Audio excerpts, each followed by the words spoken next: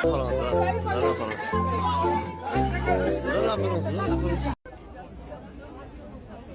grand idée.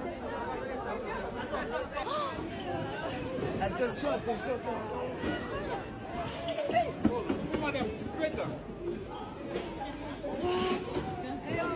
Alors vous avez certainement tous vu les scènes des extraits que j'ai diffusés. Ça sert à rien que j'en mette plus. Aujourd'hui, je vais vous expliquer comment est-ce que moi, si j'étais en charge de l'image de Lidl, je ferais ma communication en temps de crise.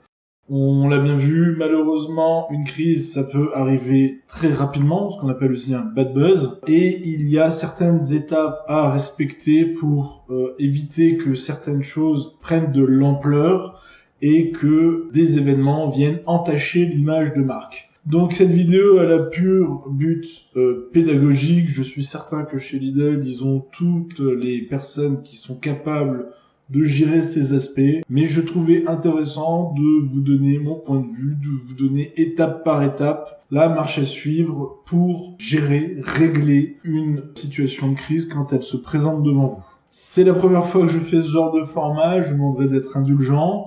La vidéo risque d'être un peu longue, donc je vous invite à mettre en pause, revenir en arrière, prendre des notes. Et n'hésitez pas par la suite, si vous comprenez pas tous les tenants, les aboutissants, posez-moi un maximum de questions. Je vous y répondrai avec grand plaisir. Alors, on est au jour 0. Il y a des gens qui filment des choses, qui mettent des choses sous les réseaux sociaux. Qu'est-ce que je dois faire? Alors, déjà, en premier lieu, je mets en place une cellule de crise. J'essaye de recenser dans mes effectifs quelles sont les personnes. J'essaye d'en prendre une petite équipe, 15, 20 personnes, s'il y a vraiment beaucoup de travail derrière. Dans mes salariés, on les brief, on leur donne des éléments de langage sur comment communiquer, on leur donne des outils, et le but, ça va être de constituer une équipe pour réagir face à ce phénomène. Deuxième chose, je mets en place un monitoring. Moi, par exemple, je dispose d'outils qui me permettent de regarder le web en temps réel sur tous les réseaux sociaux, sur tous les médias. Alors, je dis tout le web classique. Il faut savoir qu'on a à peu près accès à 30% du web, et c'est le web commercial, celui qu'on utilise tous les jours.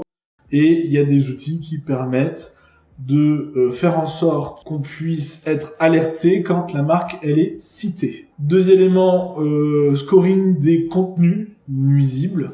Donc ça veut dire que une fois que j'ai mis en place ce monitoring, j'ai un outil d'intelligence artificielle qui va faire du scoring, qui va dire ce contenu il est potentiellement nuisible, il va falloir le traiter de manière urgente. Ce contenu il est pas forcément nuisible, mais on va quand même devoir le traiter. Donc une classification de tout le contenu en temps réel au fur et à mesure qu'il arrive. Donc ça c'est quand même une chose très importante. Et quatrième élément, je suspends les publicités. Même si la publicité elle concerne pas l'élément déclencheur, ça sert à rien dans les jours qui viennent ou dans les heures qui viennent de continuer à inciter du monde à venir se rendre dans mes locaux si je ne suis pas en mesure d'accueillir les gens en toute sécurité. On prend du recul.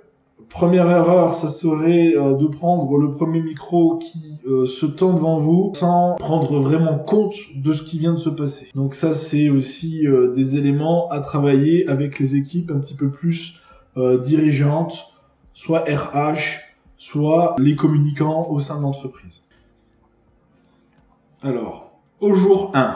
Jour 1, alors, en fonction de la gravité, de l'étendue de la crise, quand je parle de jours, ça peut être une douzaine d'heures, le temps d'avoir fait le bon recul, mais pour pouvoir communiquer quand même dans l'urgence, en une douzaine d'heures quand les événements sont plutôt graves, ou je peux attendre une vingtaine d'heures, 24 heures, une journée complète, si les éléments sont un petit peu moins graves.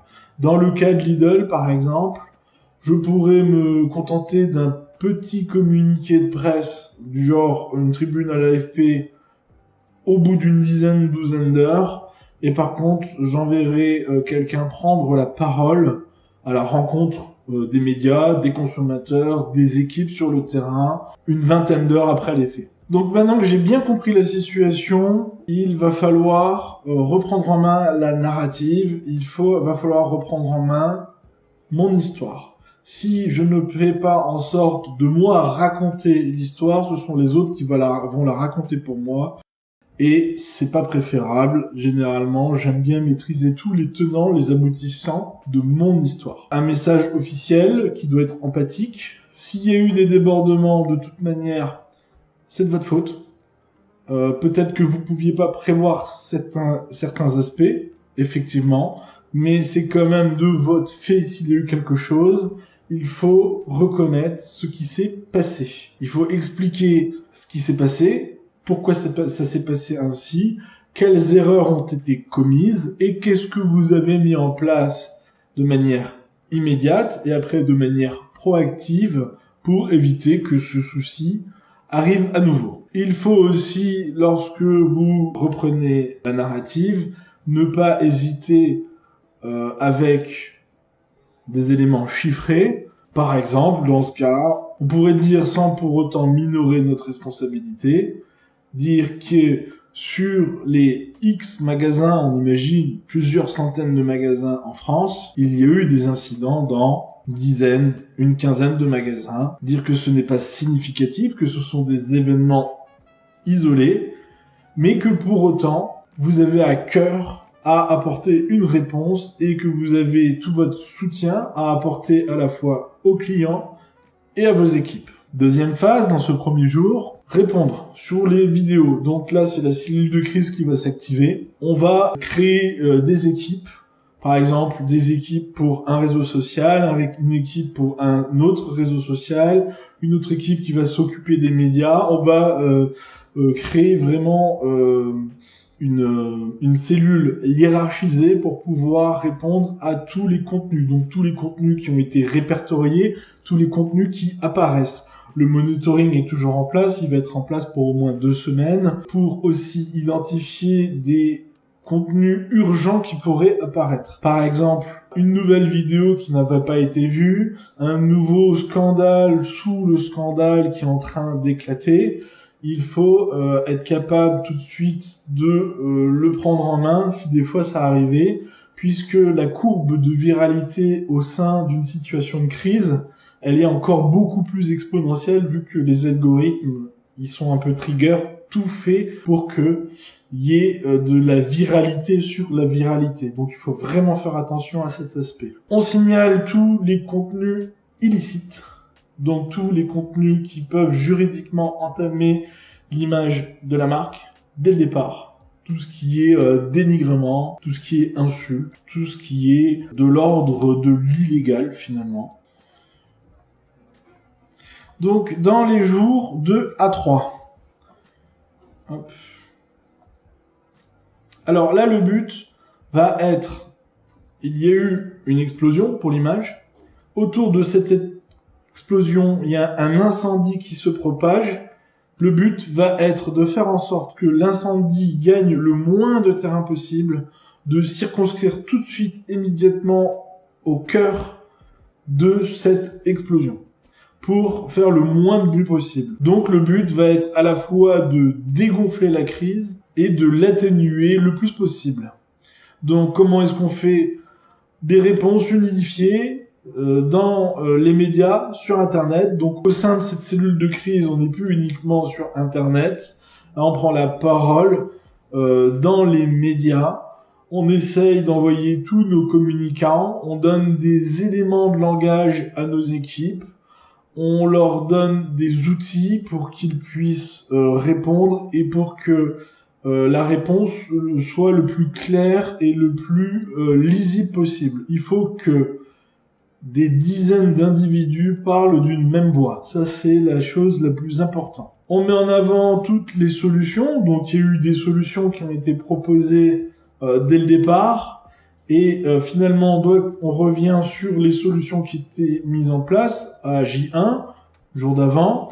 On essaye de voir si ça a porté ses fruits. Si ça a porté ses fruits, tant mieux. Et on essaye d'apporter toujours un axe d'amélioration dans ses réponses. Et si les solutions que j'ai prises au début ne fonctionnent pas, il faut aussi le dire, ben non, nous avons déjà mis tels éléments en place, ça a fonctionné, ça n'a pas fonctionné, c'est perfectible. Maintenant, nous allons faire ça et toujours expliquer que nous sommes dans une situation proactive. Nous allons tout mettre en place pour que ça n'arrive plus jamais. C'est très important. Et on met en preuve les actions en essayant d'expliquer sur notre plateforme, aux médias, ce qui a concrètement été mis en place. Jour 4 à 7, reprise en main du digital. Donc là, je suis plus dans la réponse. J'essaye aussi d'être proactif dans ma communication. J'essaye de proposer aux médias et sur mes plateformes du contenu positif. J'essaye de trouver des clients satisfaits, des salariés qui sont aussi satisfaits, contents. J'essaye de montrer que tout va bien au sein de ma marque. Les choses que j'ai mis en place, je n'ai pas envie que ça soit que moi ou mes équipes qui les expliquent. J'essaye de recueillir des témoignages de personnes qui ont constaté que certaines choses ont été faites et qu'elles puissent d'elles-mêmes témoigner sur la modification d'un aspect ou pas.